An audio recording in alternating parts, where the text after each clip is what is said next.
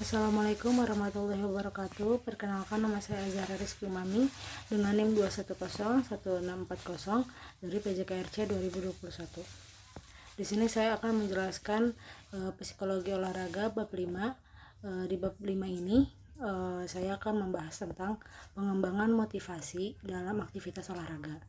Dalam istilah umum, motivasi yaitu kemauan untuk melakukan sesuatu. Tanpa kemauan untuk berprestasi, seseorang akan sulit didorong untuk berprestasi. Motivasi diartikan juga sebagai sebuah kondisi yang menggerakkan perilaku dan mengarahkan aktivitas terhadap pencapaian tujuan menurut Mortimer dan Wall 2009, atau arah dan intensitas dari usaha seseorang. Sesuai dengan kedua pengertian yang tadi, motivasi dapat menggerakkan dan mengarahkan perilaku seseorang terhadap tujuan untuk memerlukan usaha sungguh-sungguh. Ormond 2003 menyebutkan bahwa motivasi merupakan salah satu faktor yang menentukan keberhasilan belajar dan perilaku. Ada beberapa hal yang terkait proses belajar dan perilaku yang dipengaruhi oleh motivasi. Nah, yang pertama itu mengarahkan perilaku terhadap pencapaian tujuan tertentu. Yang kedua, menggerakkan siswa untuk meningkatkan intensitas usaha dan tenaga selama proses belajar berlangsung ke arah pemenuhan kebutuhan dan pencapaian tujuan. Yang ketiga itu meningkatkan inisiasi dan persistensi aktivitas. Yang keempat itu meningkatkan kemampuan proses kognitif, maksudnya itu untuk mempengaruhi apa dan bagaimana informasi diproses.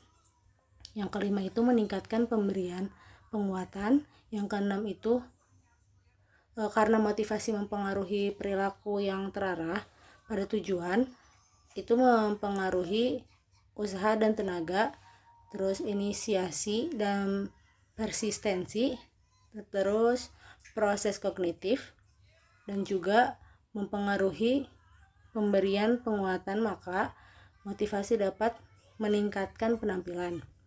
Selanjutnya itu ada motivasi olahraga dalam perspektif teori-teori determinasi. Motivasi dibagi menjadi dua bentuk. Yang pertama itu motivasi intrinsik dan motivasi ekstrinsik.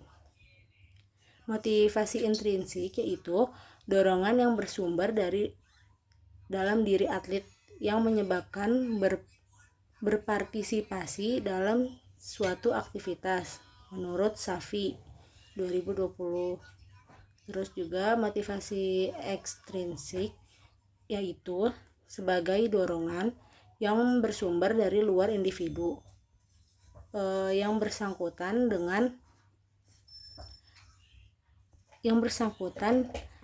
yang mendorong individu berpartisipasi dalam suatu kegiatan olahraga yang sifatnya itu sementara atau tidak stabil. Kedua motivasi ini memiliki hubungan saling menambah, menguatkan dan melengkapi satu sama lain. Motivasi intrinsik selalu dikuatkan oleh motivasi ekstrinsik. Keduanya merupakan kognitum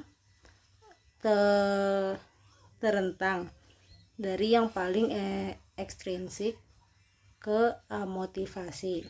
Ada juga beberapa ciri atlet yang memiliki motivasi intrinsik. Yang pertama itu berorientasi pada kepuasan dalam dirinya.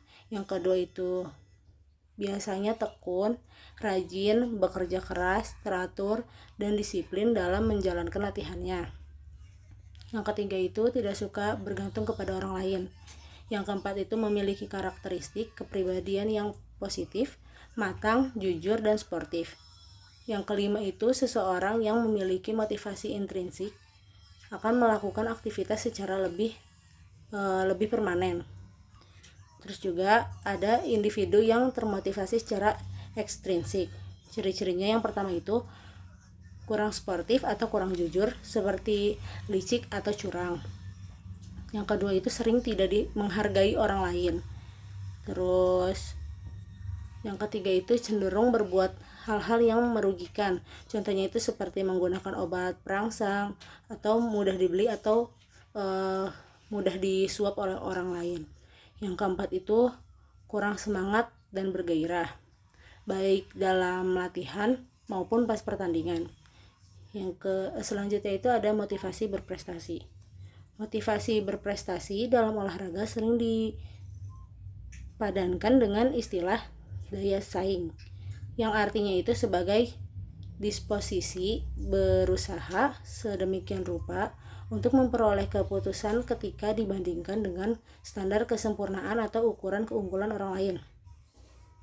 Kemudian ada aplikasi konsep motivasi olahraga. Yang pertama itu para guru, pelatih, dan pembina olahraga. Yang kedua itu yang pertama itu para guru, pelatih, dan pembina olahraga seyogianya memformat program dan strategi implementasi pembelajaran atau latihan yang bervariasi, menarik, dan tidak monoton. Yang kedua itu para guru, pelatih, dan pembina olahraga perlu mendesain program dan strategi implementasi pembelajaran atau pelatihan dengan memperhatikan. Mungkin sekian dari saya, kurang lebihnya mohon maaf. Wassalamualaikum warahmatullahi wabarakatuh.